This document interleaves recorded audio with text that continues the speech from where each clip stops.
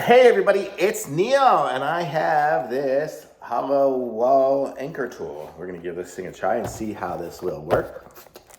Putting anchors into hollow walls.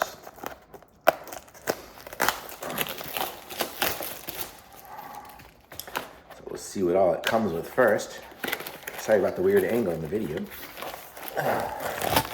Okay, so this is it here. It comes with lots of anchors and the tool. Okay, so you can see it's got all these different anchors that we can use. So it's got little ones all the way up to big old huge ones.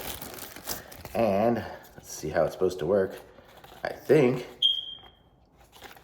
we have a smoke detector that needs some work.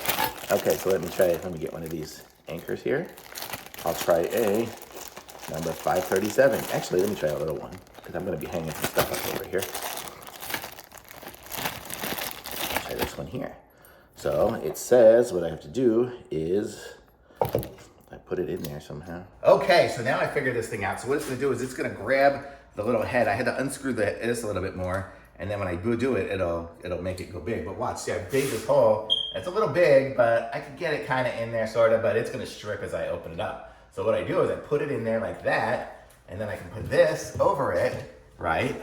And then as I pull it, it's gonna make those little feet big, and now this thing is solid as heck in there. That thing is grabbed in there, and it is in, and so it's not gonna strip or anything like that, so it's like perfect. So if you've used these kind of anchors before, you know they start to jack up as you go. But now I got a perfect, it's in there, it's awesome, it's perfect. Love it, thumbs up.